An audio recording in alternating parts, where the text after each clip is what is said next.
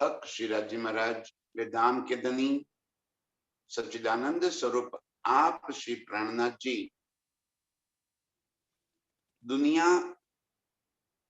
के जीवों और रूहों के बीच का एक फर्क बताते हैं। धनी की तीनों सूरत बसरी, मलकी और हकी तीनों ने आकर हमें अखंड परमधाम के निशान बता दिए, हमें अर्श की पूरी पहचान करा दी, अर्श की बारीक बातें हमारे दिल के भीतर पहुंचा दी, दिल को अर्श कर दिया। और इन्हीं दिल के अंदर बैठे प्राण प्रीतम को उनके साथ संबंध जोड़कर उन्हीं के साथ लगे रहना, ये मोमिनों की शरीयत है, ये हम रूहों की शरीयत है कि प्रीतम को एक पल के लिए भी अपने से दूर न करे। और दुनिया क्या करे? तो धनी जी कह रहे कि ये झूठ को ही वो परमात्मा मानकर उसकी पूजा करती रहेगी। दुनी किबला करे पहाड़ों को ही परमात्मा का घर मानकर, वही पूज्य स्थान है ऐसा मानकर उसी में लगे रहेंगे। जैसे हिमालय को ही शिव का स्थान कह दिया, कैलाश पहाड़, कैलाश पर्वत, मानसरोवर, जहां साक्षात कहते हैं कि शिव जी विराजते। यदि शिव हिमालय में ही विराजते हैं और कैलाश ही शिव का निवास स्थान है, तो वो तो इस धरती के ऊपर आ गया। अरे पृथ्वी तो नाशवान है। त्रिदेवा को भी हमने इस संसार में पहाड़ों के ऊपर उनके पूज्य स्थान में मान दिया। किसी ने गोवर्धन को परमात्मा मान लिया और गोवर्धन की परिक्रमा, उसकी पूजा कर। किसी ने यहाँ गुजरात में गिरनार को परमात्मा मान लिया और गिरनार की परिक्रमा करते।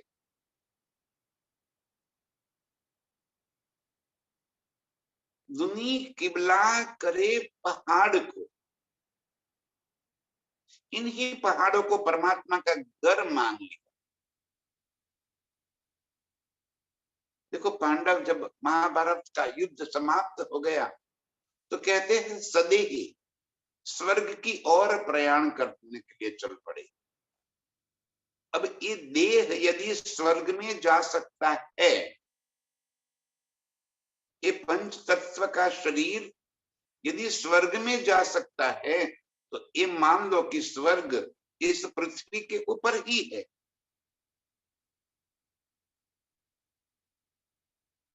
और वो हिमालय के मार्ग पे चलती है स्वर्ग को ढूंढने के लिए।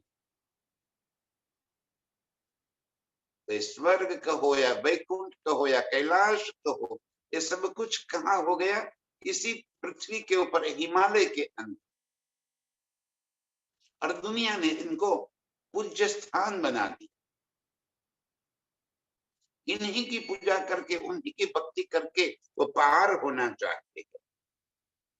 दुनी किबला करे पहाड़ को और हक तरफों में नहीं।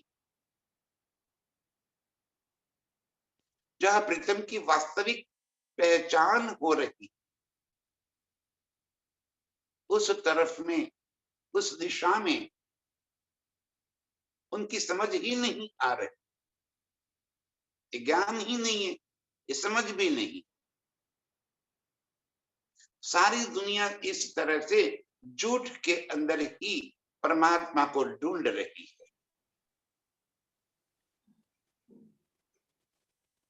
जब से ब्रह्मांड बनी तब से लेकर कई ऋषि मुनि तीर्थंकर हो गए, कईयों ने खोजा, लेकिन कोई पार नहीं हो पाया। और इस वास्ते फिर इसी संसार के अंदर ही उन्होंने परमात्मा को मान लिया और इस तरह इन ही ऋषि मुनि देवी देवताओं को ही परमात्मा बताकर हम सारे संसार के जीवों को उस दिशा में मोड़ दिया। दुनी किबला करे पहाड़ को और हक तरफों में ना है, क्योंकि उनके पास जागृत बुद्ध का ज्ञान, समझदारी न होने की वजह से वो झूठ में ही लगे रहे हैं। और सबका तरफ ना रखता, ये देखे फना के माहे। अर्श की पहचान ही नहीं है, निराकार के पार की बात ही नहीं जानते, तो नजर कहां से पहुंचेगी? एक शब्द आज तक कोई बोल नहीं पाया, तो दोनों की नजर कहां से पहुंचेगी अखंड की ओर? इस वास्ते वो झूठ के अंदर ही लगे हैं। अर्श बका तरफ न राखर, अखंड परमधाम की तरफ की बात कोई आज तक करने वाला ही ना मिला। और इस वास्ते न मिला कि किसी की नजर इससे आगे ही न पहुंच पाई। वेद भी थक गए और फिर कह दिया कि यहाँ पे नहीं है और आगे भी कुछ नजर नहीं आ रहा, गहन अंधकार ही नजर आ रहा।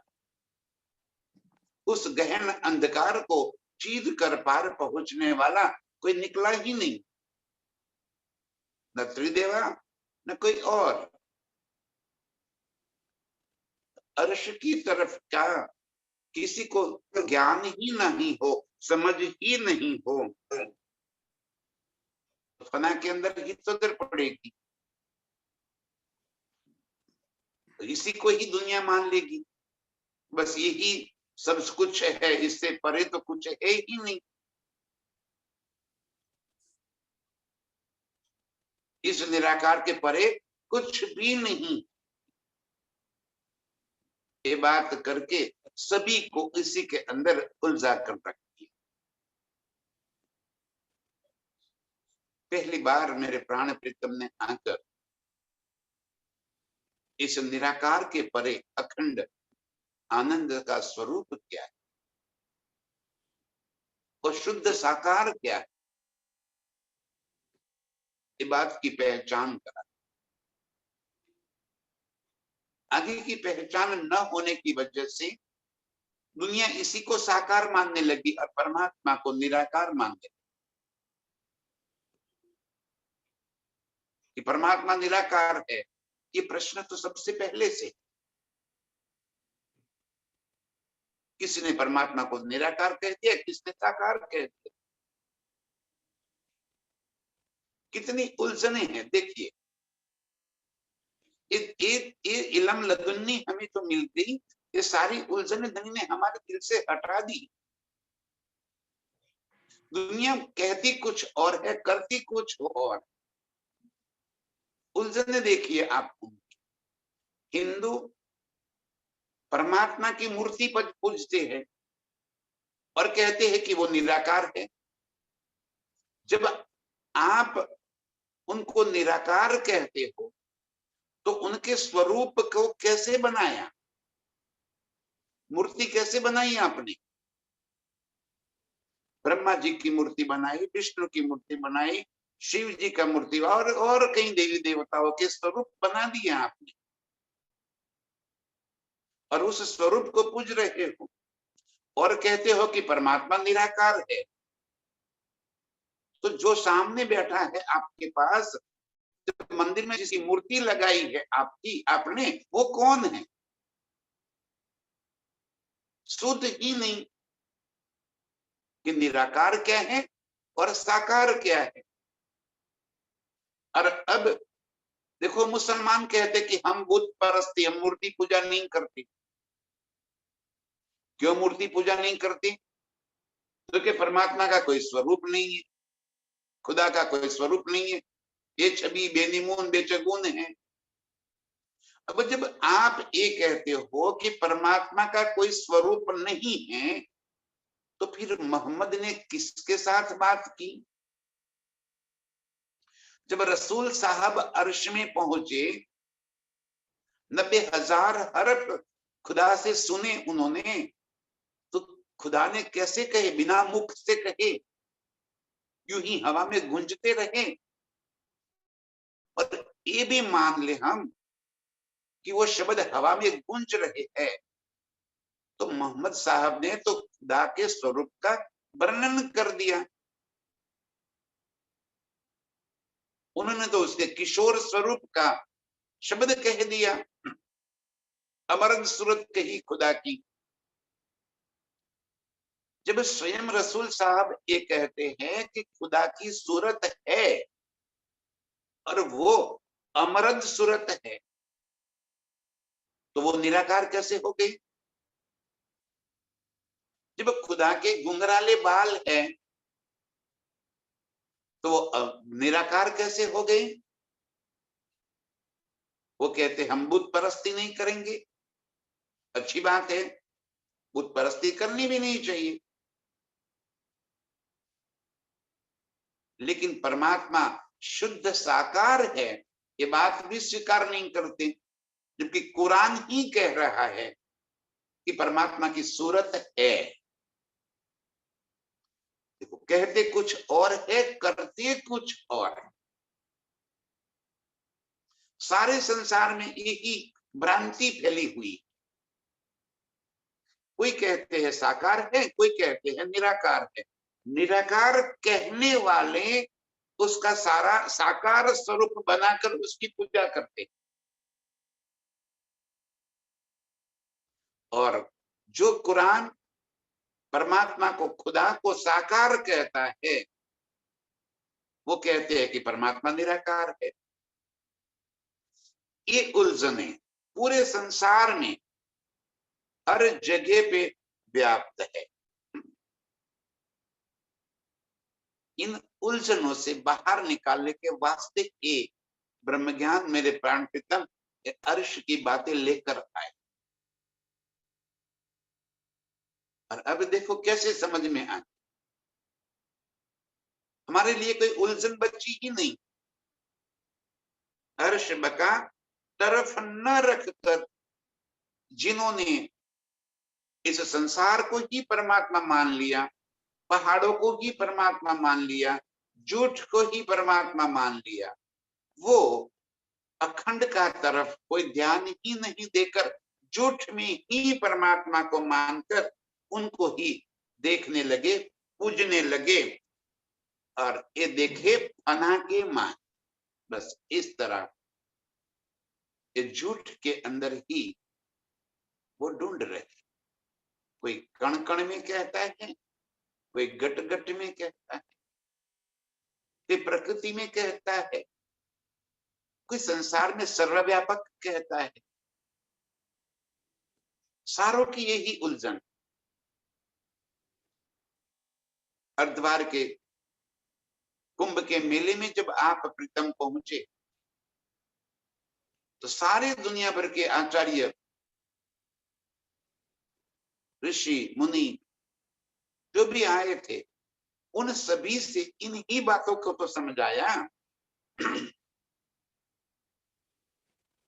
कि आप कैसे कहते हो कि परमात्मा निराकार। यदि वो निराकार है तो पर ये साकार को बनाता है कैसे? एक तरफ दुनिया कहती है कि ब्रह्मांड बनाने वाले वही परमात्मा है, उन्होंने ब्रह्मांड को बनाया, तो जो निराकार है वो कैसे बनाएगा?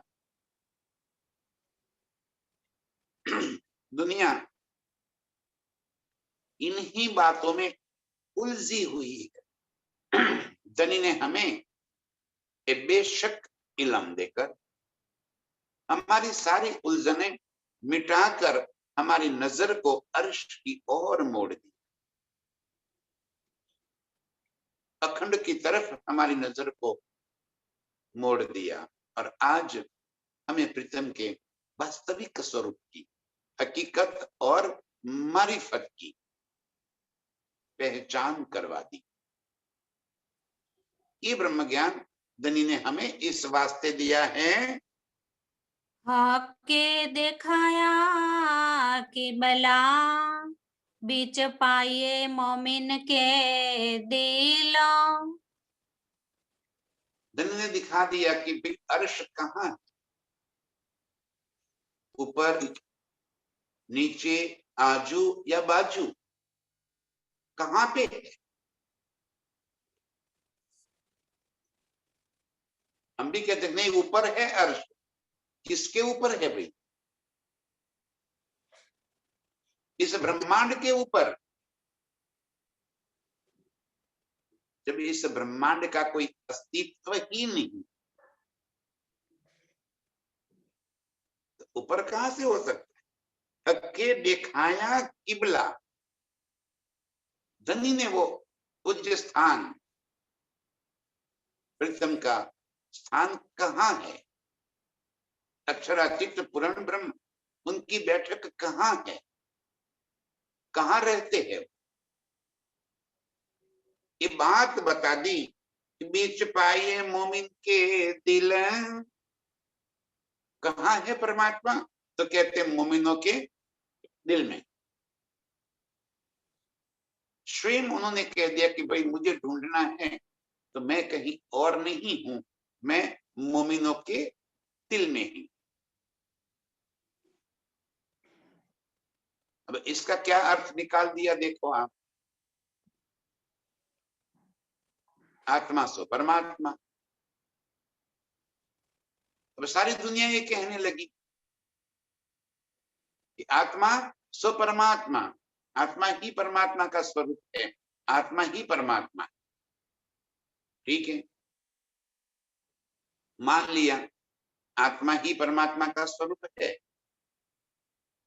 आपके अंदर आत्मा है तो कहते हैं हाँ, आप कौन बन गए? जब आप कहते हो कि आत्मा सो परमात्मा, ये कितनी भ्रांतियां फैली हुई है। इन भ्रांति को ही तो दूर करना है। जागृत बुद्ध का इल्म यही तो कहता है, संसार की भ्रांतियां हटाकर प्रीतम के सन्मुख खड़ा कर देना। सभी कहते हैं कि हमारे अंदर आत्मा है, और एक तरफ कहते हो आत्मा सो परमात्मा, आत्मा ही परमात्मा है, तो आप कौन हो गए? क्या आप परमात्मा है? तो कहना ना, हम परमात्मा नहीं। अच्छा, तो आप कौन हो? तो परमात्मा का अंश रूप है। अब वो इस संसार में कैसे हो सकता है? यहां परमात्मा का अंश रूप कैसे कोई हो सकता है? जो संसार नाशवान है, बनने और मिटने वाला है, तो बनने और मिटने वाला संसार में आप परमात्मा का अंश आत्मा के रूप में कैसे आ गया? और आ गया तो फिर वो कर्म के अधीन कैसे? जीव और आत्मा का भेद ही किसी को नहीं पता, और इस वास्ते सभी ने जीव को ही आत्मा मान लिया, आत्मा को ही जीव मान लिया, और दोनों का मिलाकर खिचड़ी करके एक नया शब्द दे दिया, वो हो गया जीवात्मा। अब ये जीवात्मा तो कुछ है ही नहीं, आया कहां से? या तो जीव हो सकता है या आत्मा हो सकता है। जीवात्मा की तो कोई शब्द ही नहीं है, न उसका कोई नाम लीला है, जीव की लीला है, आत्मा की लीला है। जीवात्मा क्या हो गया? ये भ्रांति जो समाज में, दुनिया में फैली हुई है, इन भ्रांति को धनी जी दूर करने के लिए ये लेकर आए। हके दिखाया किबला, बीच पाइए मोमिन के दिल। पूरे परमधाम को मोमिन के दिल के अंदर बसा दिया। हमारे दिल के अंदर ही प्रीतम को बसा दिया, दिल को ही परमधाम बना दिया।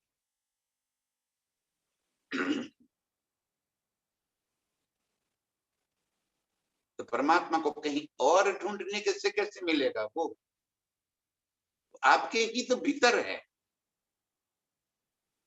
वो कहीं बाहर नहीं है। ऊपर तले ना दाए बाए, सूरत हमेशा असल। न तो ऊपर न तले, किसके ऊपर होवे, किसके तले होवे? जब इस ब्रह्मांड का कोई अस्तित्व होवे तब तो कह सकते हैं कि इसके ऊपर है या नीचे है या दाएं बाएं है।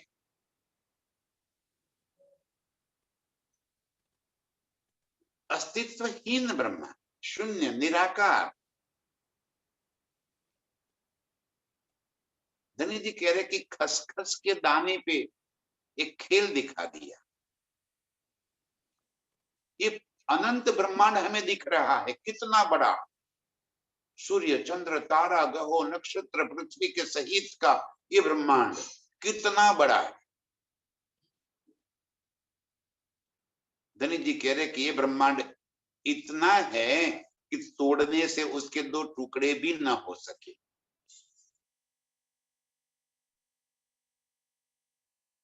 जिसका कोई अस्तित्व ही ना हो, और इसलिए उसको सपने का कह दी। जैसे सपने के अंदर बनी हुई किसी चीज का कोई वास्तविक अस्तित्व नहीं होता, इसी तरह इस संसार का कोई वास्तविक अस्तित्व नहीं, तो फिर परमात्मा उसके ऊपर नीचे दाएं बाएं कैसे हो सकता है? ये भ्रमणा, ये भ्रांति आज तक कोई दूर नहीं कर पाया। गणेश जी कह रहे हैं कि सूरत हमेशा असल, ये परमात्मा की सूरत मुमिनों के दिल में बसी, अर्श के रूहों के दिल में बसे।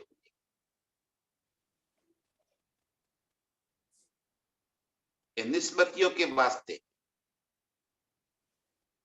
दुनिया के सारे जीवों के, जिनका कोई अस्तित्व ही न हो, उनके लिए ये बातें नहीं है। This is for choosable person. हाँ, ये लीला अब की बार ऐसी हो रही कि कहती हूं उम्मत को, सुनती सब संसार, दुनिया सुनेगी और सबका मकसूद, उनका ध्येय लक्ष्य भी पूरा हो जाए। लेकिन आई है बानी उन आत्माओं के लिए, उन ब्रह्म सृष्टियों के लिए, और वो ही अपने दिल में प्रीतम को बसा लेंगे। उनके दिल को परम नाम कह दिया है, उनके दिल के अंदर प्रीतम विराजमान है। ये पूज्य स्थान है। दुनिया जो झूठ के अंदर, इस संसार के अंदर, कितना धनी ने तो साफ साफ है, ये दुनिया के जितने मंदिर, मस्जिद, देहुरे, अपासरे, ये जो कुछ भी बने हैं सारे रोजगार के स्थान। ये लगे माहे रोजगार, धंधा बनाकर, और उन्हीं के अंदर हम जाके परमात्मा को ढूंढते। परमात्मा कोई ईट माटी दीवारों का मोहताज थोड़ी। आप ईट माटी चुना पत्थर से बनाकर ये कह दो कि इसके अंदर परमात्मा विराजमान। अरे वो चेतन है, वो जड़ के अंदर कैसे हो सकते? वो चेतन दिल के भीतर है, और इसलिए मोमिनों के दिल को ही अर्श कह दिया, यही पूज्य स्थान बना दिया, और धनी स्वयं आकर मोमिनों के दिल में विराजमान हो गए। मजाजी और हकीकी दिल कहे भात दोए। इस संसार में दो प्रकार के दिल कहे धनी, दिल मजाजी और दिल हकीकी। अब दिल तो दिल ही है,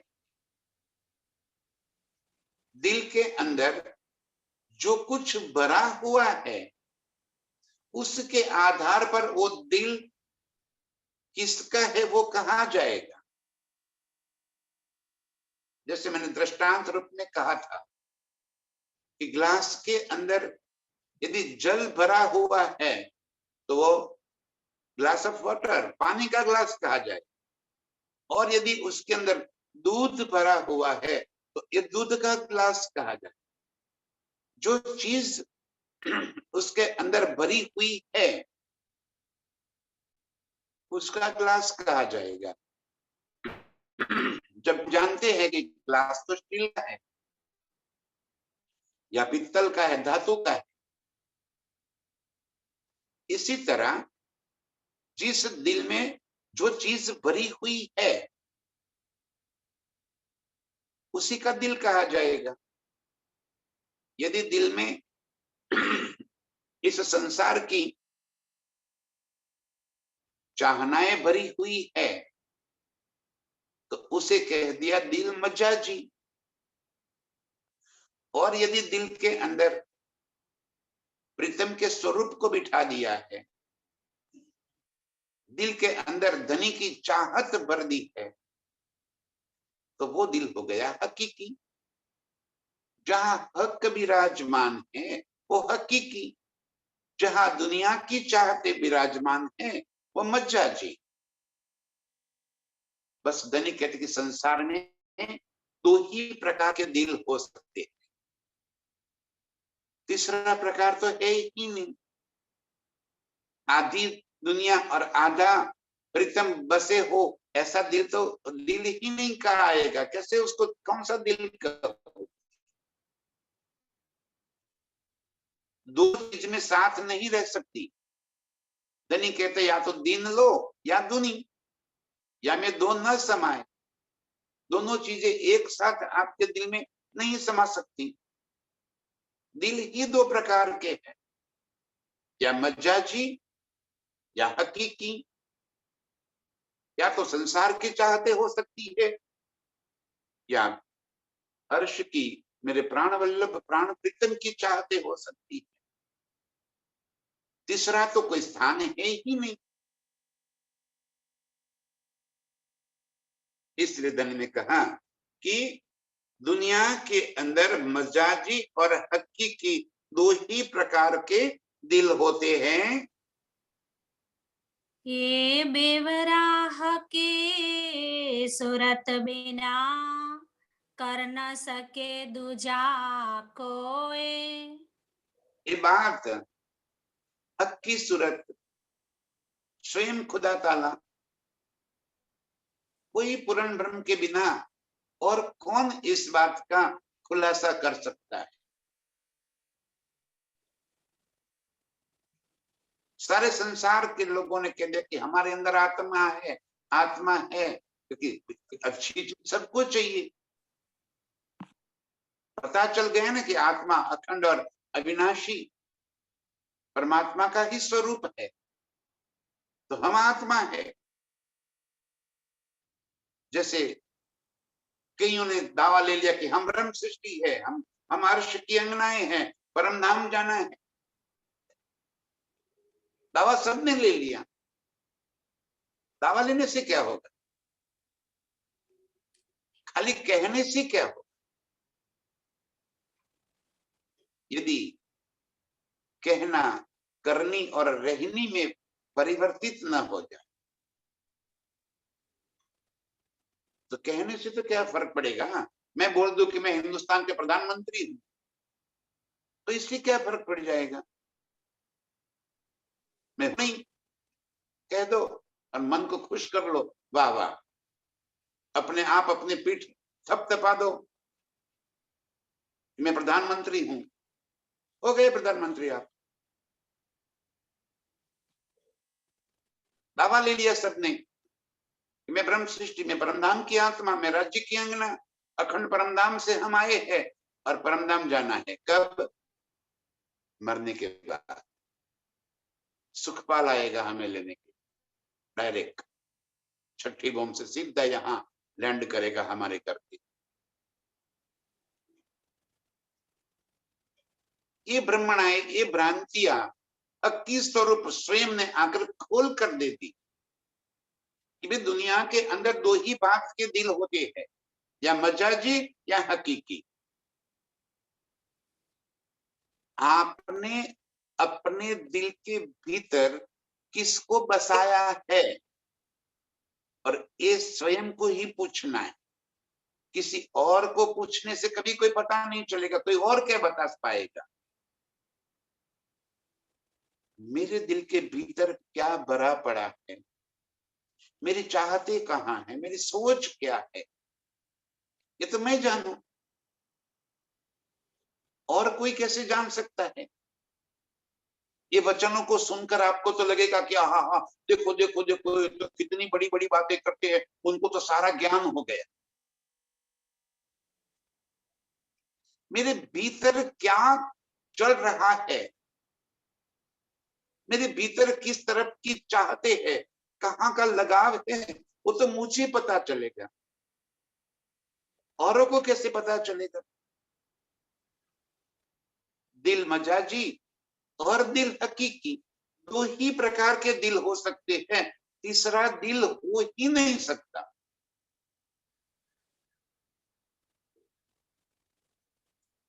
या तो हमारे दिल में प्रीतम की चाहत हो सकती है, और जिसके दिल में प्रीतम की चाहत है, प्रीतम के सिवा और कोई चाहत है ही नहीं, वो अर्श दिल है। उस दिल को अर्श बना दिया, उस दिल में प्रीतम बैठे। वो कह सकता है कि अर्श तुम्हारा, मेरा दिल है, तुम आए करो आराम। वो कह सकता है कि मैंने प्यार की बिछौना बिछा दिया है, सेज बिछाई रुच रुच की, और प्यार का बिछौना मैंने बिछा दिया है, आप आए करो आराम। वो दावा कर सकती है। ये चौपाई बोल देने से अर्श दिल थोड़ी हो जाएगा। ये सारे संसार की भ्रमणाएं धनी जी तोड़ने के लिए कह रहे हैं कि ए बेवरा हक की सूरत बिना कर न सके दूजा कोई और इस बात का खुलासा नहीं कर सकता कि दिल मजाजी क्या होता है और दिल हकीकी क्या होता है।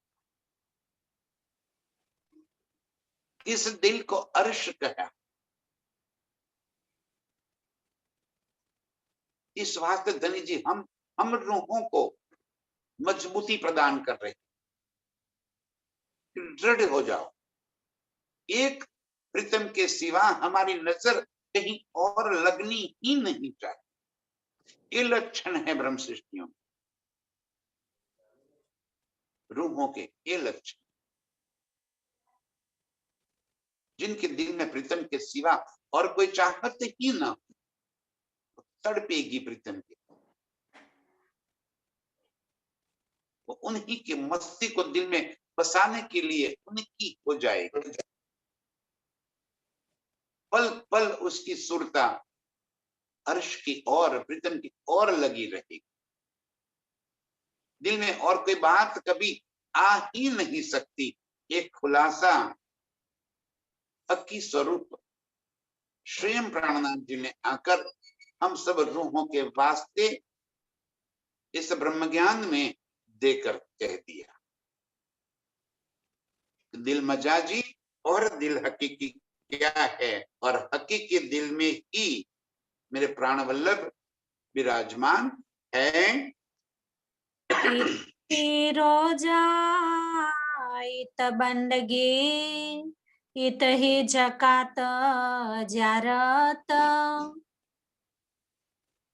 अब ये हो गई मोमिनों की शरीयत। शरीयत में क्या कहा खुदा ने? मोहम्मद साहब ने शरीयत दी अपने यारों के वास्ते, मोमिनों के वास्ते। क्या करना है आपको, कैसे आपको प्रीतम को याद करना है, किस तरह से जीना है इस संसार। बंदगी माने कि नमाज, नमाज अदा करना। कहां? तो खुदा के चरणों में, उनको याद करना, उनको दिल में बसा लेना, ये नमाज है।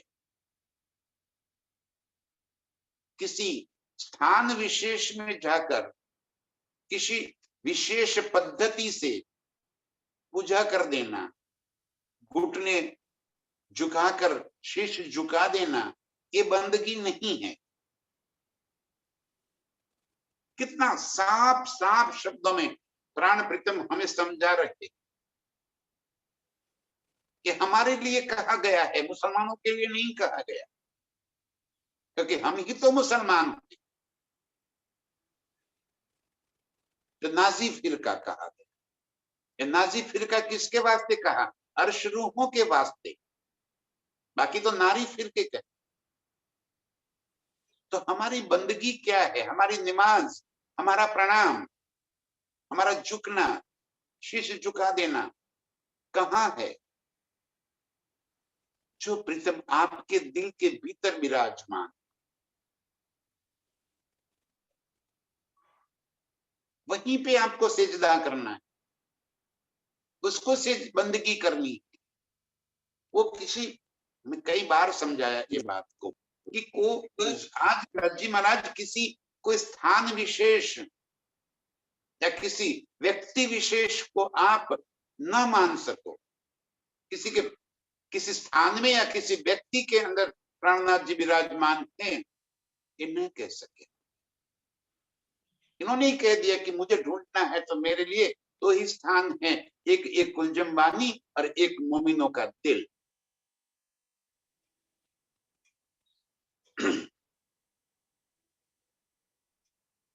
मोमिनों के दिल में मेरे दिल जी विराजमान। तो हमारी बंदगी,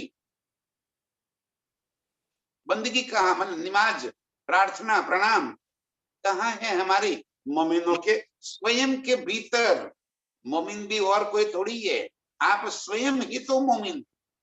और आपने मोमिन का दावा कैसे करेंगे? जब मेरा दिल हकीकी हो गया। एक एक शब्द को जोड़ते जाइए। जिस दिल में अक्षरातीत विराजमान है वो दिल हकीकी, हक जहां है वो हकीकी। इसलिए कहा कि स्वयं को पूछ लो, अंदर स्वयं से बात कर लो जरा कि मैं कौन हूं? ब्रह्म सृष्टि हूं तो मेरे लक्ष्य, मेरे प्रीतम के सिवा और ही होना ही चाहिए। मुझे बंदगी किसकी करनी है? कहाँ है वो? मेरे भीतर ही है। इत ही रोजा, इत ही बंदगी। किस चीज का रोजा करना है? भोजन का। भोजन त्यागने को रोजा कहा है। ये रोजा नहीं है। मोमिनों के रोजा तो भोजन त्यागने वाला रोजा नहीं है। मोमिनों का रोजा है अवगुणों को त्यागना। आज रोजा रखो, मैं किसी की निंदा नहीं करूंगी। आज रोजा रखे हम किसी का बुरा नहीं चाहेंगे। रोजा रखे हम किसी की ईर्ष्या नहीं करेंगे। रोजा रखे हम क्रोध नहीं करेंगे। इत ही रोजा, इत ही बंदगी। जब दिल हकीकी हो गया, दिल ही मेरा अर्श हो गया, तो रोजा भी यही है, और बंदगी माने कि नमाज, प्रार्थना, प्रणाम, ये भी यहीं पे है। इत ही जकात, इत ही जियारत। जकात माने दान, पुण्य, सेवा, किसकी है? मोमिनों की। इत ही जकात, प्रीतम के चरणों में ही मेरी सेवा है। इत ही जियारत, जियारत माने तीर्थ यात्रा। कहाँ जाना है तीर्थ यात्रा करने? कोई मक्का मदीना जाएगा, कोई कैलाश मानसरोवर जाएगा, और हम अपने पूज्य स्थानों में जाएंगे। जियारत, तीर्थ यात्रा कहाँ है आपकी? आपके भीतर, आपके भीतर विराजे मुन प्राणनाथ जी के चरणों में ही आपकी तीर्थ यात्रा है। आपको कहीं जाने की जरूरत नहीं है। सुरता एक ही राखिए, मूल मिलावे माही, ये आपकी तीर्थ यात्रा है। ये जियारत हो गई। कैसे दनीनी ने हम मोमिनों की शरीयत बता रहे हैं कि मोमिनों की शरीयत क्या है। दुनिया जाए तीर्थ यात्रा करने के लिए, अपने अपने पूज्य स्थानों पे जाने दो। ये दुनिया के पूज्य स्थान हैं, और सभी को अपने पूज्य स्थान बहुत बड़े बड़े महान लग रहे हैं। किसी को मक्का मदीना बहुत महान लग रहा है, जहां स्वयं रसूल साहब आए। हमें अपने तीर्थ स्थान महान लग रहे हैं, जहां आकर प्राणनाथ जी ने लीला की। लेकिन आज कहाँ है प्राणनाथ जी? प्राणनाथ जी कोई व्यक्ति विशेष का नाम थोड़ी है। तो कहते हैं प्राणनाथ जी आज आपके दिल के भीतर है, तो उनके साथ अपने संबंध को जोड़ देना, ये जियारत है हमारी, ये तीर्थ यात्रा है हमारी। कहीं जाने की आवश्यकता नहीं है। ठीक है, घूमने फिरने मनोरंजन के लिए जाओ, लेकिन नजर कहाँ रखनी है? नजर तहा निदान, एक अक्षरातीत के सिवा और कहीं हमारी नजर न रही। और वो कहाँ है? अभी हमारे भीतर ही तो है, दिल को ही तो अर्श बनाकर वो बैठे हैं। इत ही रोजा, इत ही बंदगी, इत ही जकात और जियारत। जकात भी यही, जियारत भी यही, नमाज बंदगी भी यही, और रोजा भी यही। जिसने ये बात समझ ली, उसकी दुनिया की शरीयत मिट गई।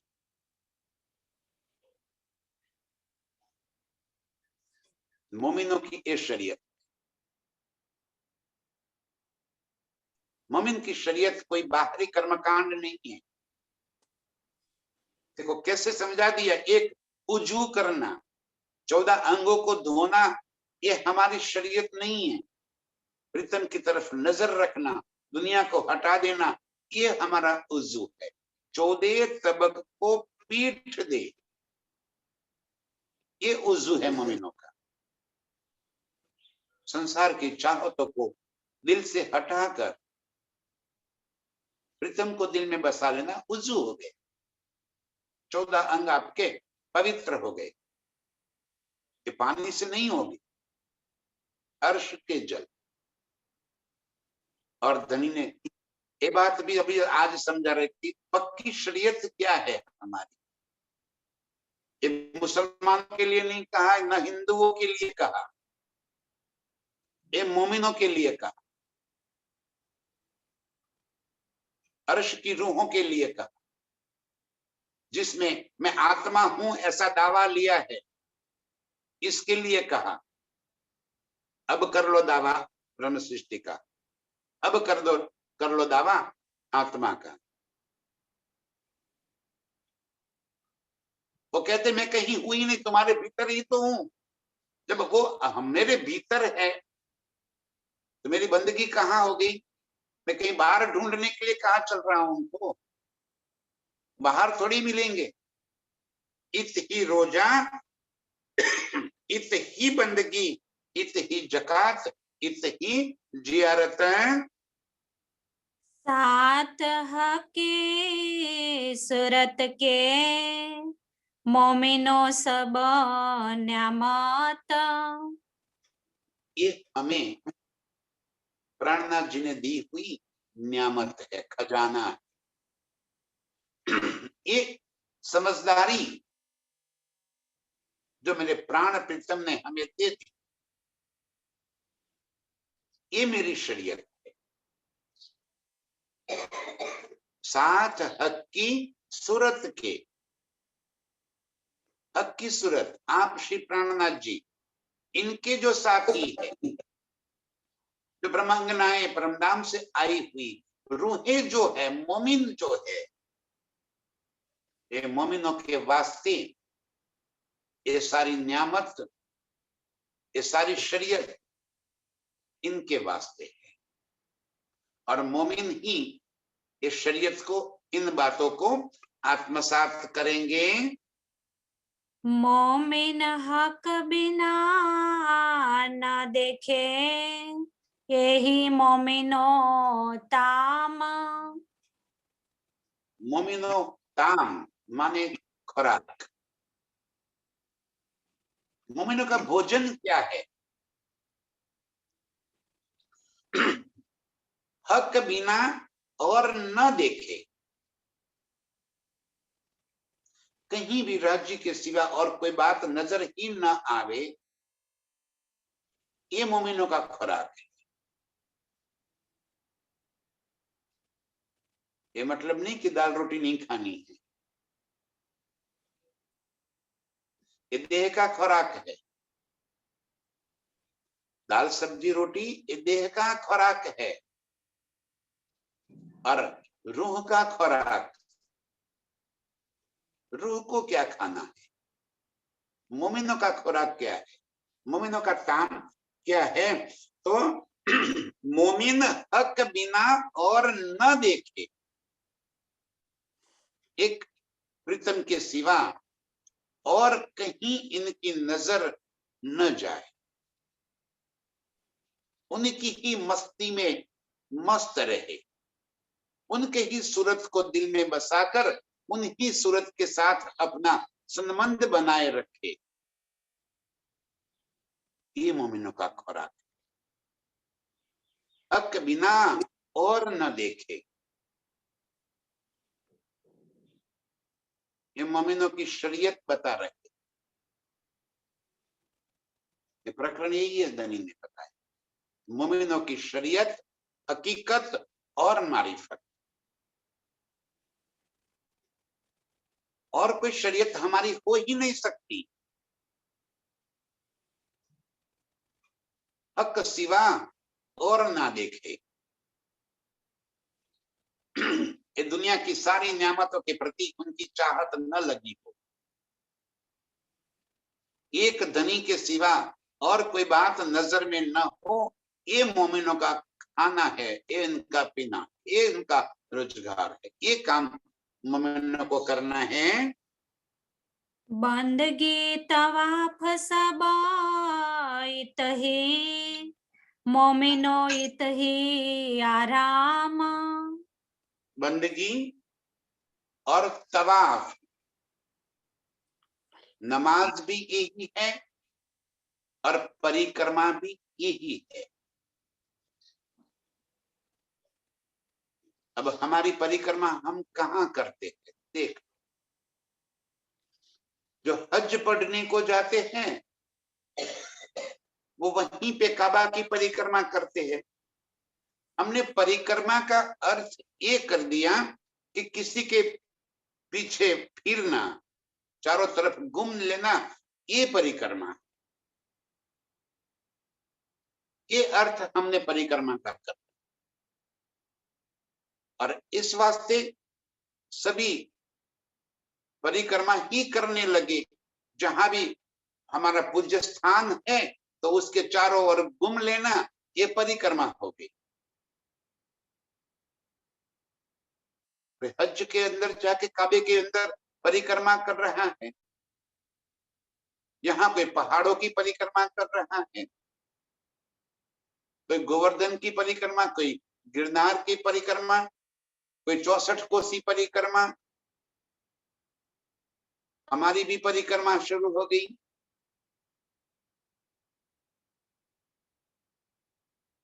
कहा परिक्रमा में हम उलझे हैं। करो दुनिया की भांति, ये दुनिया की परिक्रमा है, ये मोमिनों की परिक्रमा नहीं है, ये रूहों की परिक्रमा नहीं, रूहों को कुछ इससे मतलब नहीं।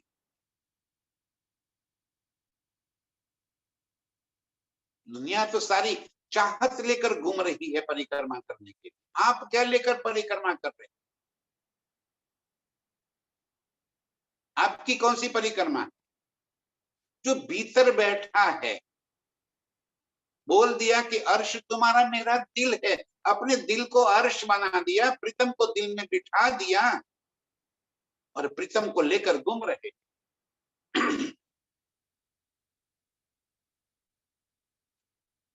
करते जाओ परिक्रमा। धनी जी, ये मोमिनों की शरीयत कह रहे हैं, इत ही बंदगी जकात सब इत। जकात, अरे सॉरी, तवाफ, तवाफ माने परिक्रमा।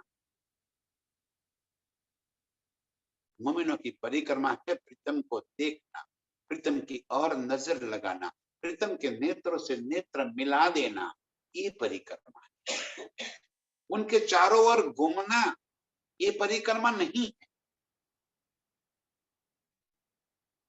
किसी को स्मृति में रखना, उसी की याद में जीवन पसार हो जाए, ये परिक्रमा। मोमिनों की तवाफ परिक्रमा कभी खत्म नहीं होगी,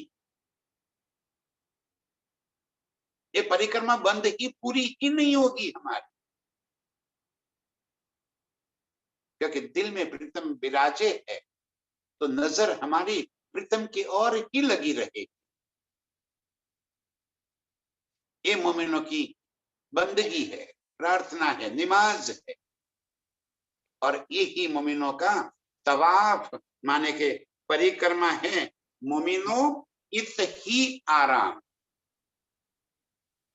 प्रीतम के स्वरूप में ही उनको आराम,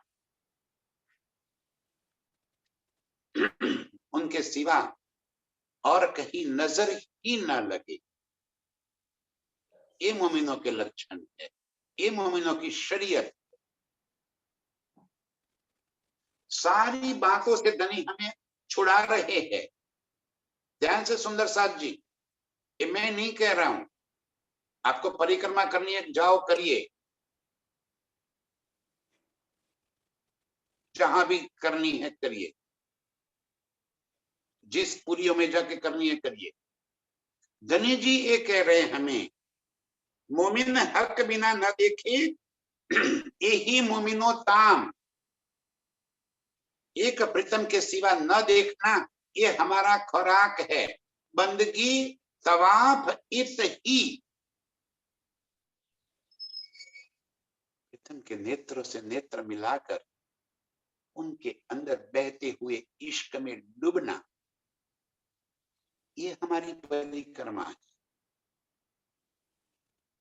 प्रीतम के मुखारविंद की मधुर मुस्कान में गलतान हो जाना, ये हमारी परिक्रमा है। प्रीतम की मीठी रसना से मीठी बातें सुनना, ये हमारी परिक्रमा है। प्रीतम के सुंदर स्वरूप को, भूखन को अरे ये लहराती हुई प्रीतम की लटों को, घुंघराले बालों के पीछे लगना, प्रीतम के अंग अंग से जुड़ जाना, ये हमारी परिक्रमा है।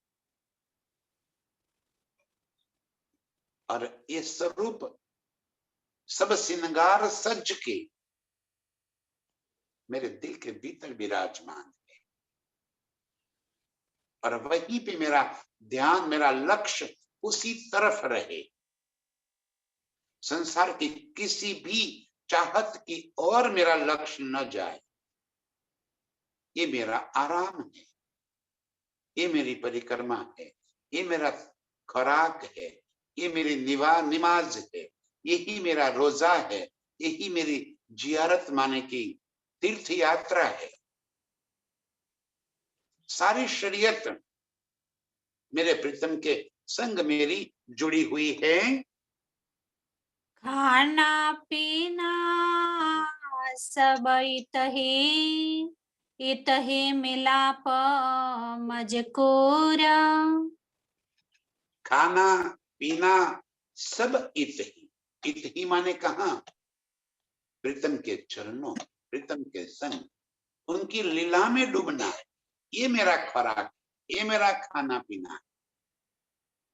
प्रीतम के संग जुड़े रहना, ये मोमिनों की शरीयत है। खाना पीना सब इत ही मिलाप मजकूर। ये प्रीतम को स्वरूप को दृढ़ कर लेना, ये मिलाप। चितवन के से प्रीतम के बाहों में समा जाना,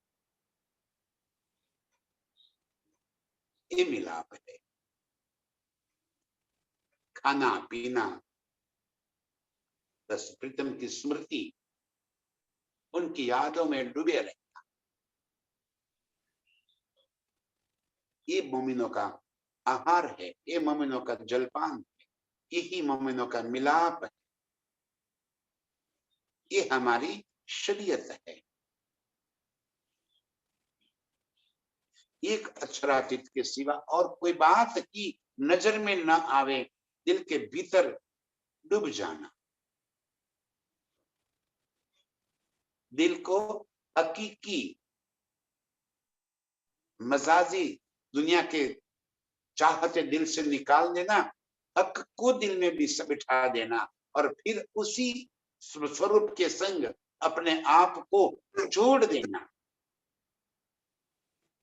ये मोमिनों का आहार, खाना पीना है, यही मिलाप है, यही हमारी शरीयत है, यही हमें करना है।